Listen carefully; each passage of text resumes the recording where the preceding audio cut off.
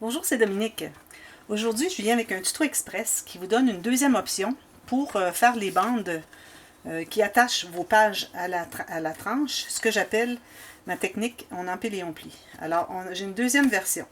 Alors, j'ai commencé à publier la série tuto avec l'album interactif, l'album vintage interactif, vous savez, le gros album vintage.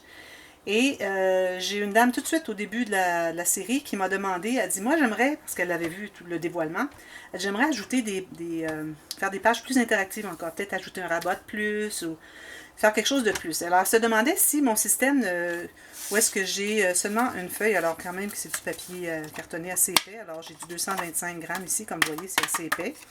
Alors ça c'est le minimum qu'il faut avoir comme papier pour faire la technique numéro 1 de on empile et on plie.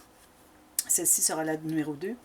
Alors, elle me disait peut-être que les pages elles vont devenir plus lourdes, qui fait que les bandes qui attachent les pages à la tranche ne seront peut-être pas suffisamment solides.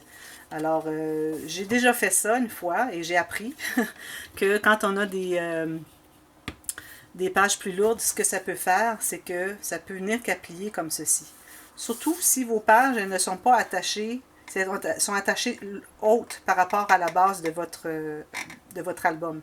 Alors là, les pages veulent tomber comme ceci parce qu'elles sont tellement lourdes, mais comme de raison, elles ne peuvent pas tomber comme ceci parce que c'est attaché. Alors ce qu'elles font, c'est qu'elles tombent comme ça.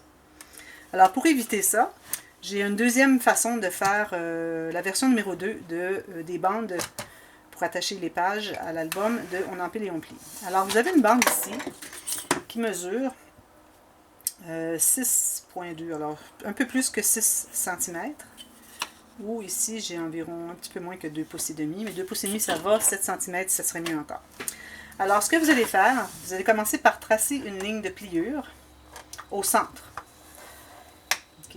Alors, je vais vous donner deux façons de le faire. Si vous commencez par le centre, vous allez faire une ligne de pliure à 1/4 de pouce de chaque côté de votre ligne du centre, ou ici, ça donne 6 mm. Et ensuite, 1, 2, 3, 4, 5. Alors, on va aller à 5 huitièmes de pouce, qui fait 1/2 plus 1/8. Ou on est à, je crois qu'on est à, attendez un petit peu, je vais calculer en centimètres. Oui, 1,2, c'est ça. Alors, on a 3 mm par huitième de pouce, tout simplement. Alors, 1, 2, 3, 4, 5. Si jamais vous avez une planche à tracer les lignes de pliure en métrique, alors c'est comme ça qu'il faut faire. Sinon, de toute façon, je vais vous le faire dans l'ordre. Alors ici, on a, pour ce qui est en pouces, ici, on a 3 huitièmes de pouce, 5 huitièmes de pouce, 2 huitièmes, 2 huitièmes, 5 huitièmes et 3 huitièmes. En centimètres, alors on a 9, 12, 6, 6, 12 et 9.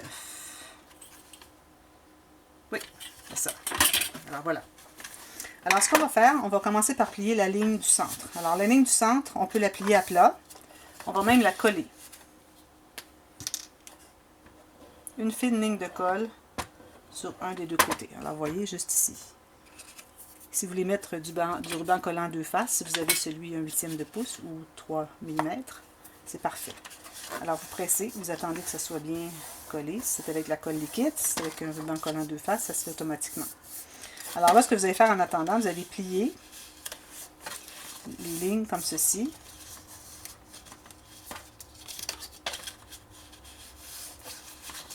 Tout simplement. Vous pliez comme ceci. OK? Alors quand ça c'est bien sec, alors c'est important de ne pas avoir débordé de l'espace qu'on a ici. Il ne faut pas aller plus loin qu'à l'intérieur de la ligne de pliure. Ensuite, excusez. Alors si vous utilisez pour la deuxième portion, alors on doit coller ça ensemble aussi. Alors si vous utilisez du ruban collant deux faces, allez assez près de la ligne, juste à l'intérieur de la ligne de pliure. Allez pas juste au centre ici parce qu'il faut que ça soit plié à peu près jusqu'au bord. Ou si vous utilisez de la colle, alors vous mettez votre colle tout simplement dans cet espace. Et c'est important de ne pas aller dépasser la ligne de pliure. Alors voilà, on fait tout ça. Ce qui est important de faire aussi, avant que ça soit tout sec, on doit plier notre petit espace en haut, des deux côtés, à 90 degrés. Et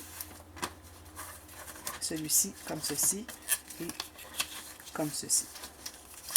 Alors là, on se trouve à avoir comme un W, mais les deux extrêmes, les deux barres extérieures du W vont être collés à plat sur notre album. Alors, on se trouve à avoir notre espace pour insérer la page, comme ceci.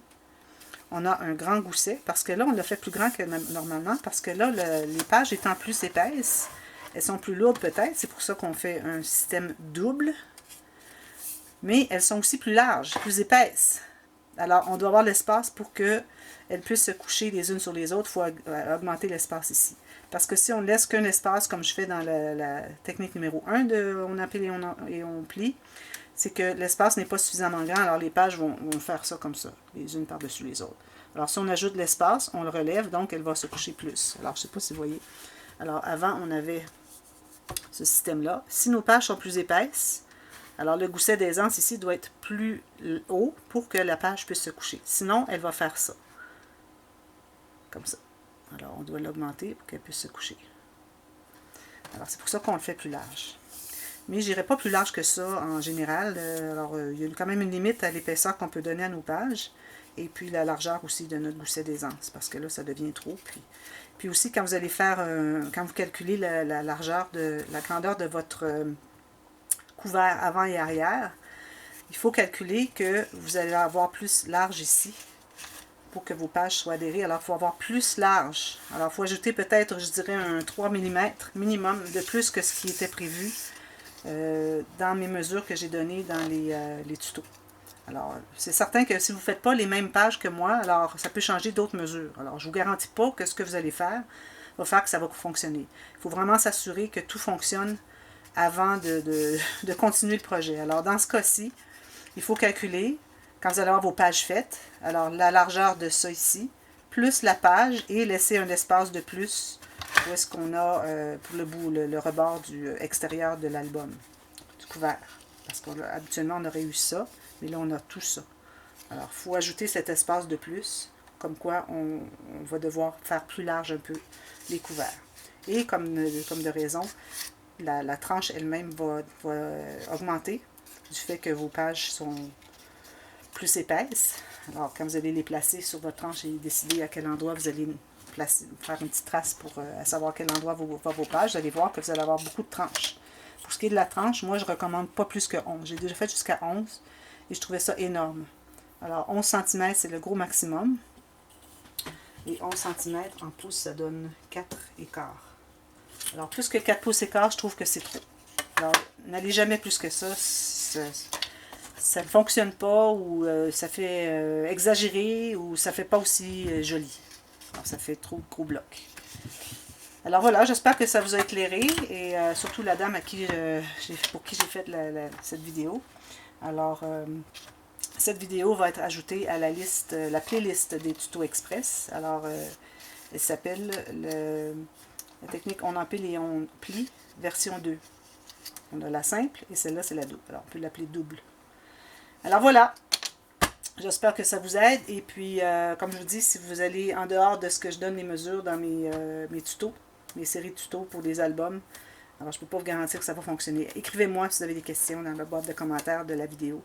S'il y a des changements que vous voulez faire, alors écrivez-moi, puis je pourrai vous dire quel changement vous avez à faire pour votre album, si vous avez fait des petits changements à l'intérieur, sur les pages d'interaction, quoi que ce soit. Et puis, n'oubliez pas de vous abonner pour ceux à qui c'est pas fait, pour qui c'est pas fait. Alors, vous cliquez sur « Je m'abonne », la petite cloche juste à côté. Et partagez sur les réseaux sociaux, ça aide beaucoup ma chaîne. Je remercie beaucoup tous ceux qui ont fait des dons pour aider, supporter ma chaîne, c'est très apprécié. Et puis, envoyez-moi toujours un courrier aussi, pour que je puisse vous remercier ceux qui font des dons. Parfois, je n'ai pas je trouve pas de commentaire qui a été fait à ce nom-là. J'ai pas d'adresse courriel où est-ce que je pourrais envoyer un petit mot de remerciement. Alors, je voudrais bien remercier ces gens-là, mais je peux pas le faire parce que j'ai pas de moyen de communiquer avec eux. Surtout ceux qui ont une adresse courriel qui finit par free.fr. Alors là, habituellement, ça ne fonctionne pas. Les messages ne se rendent pas. Alors, écrivez-moi autrement pour que je puisse vous remercier parce que c'est très apprécié. Merci beaucoup. À la prochaine et bon scrapbooking. Bye bye.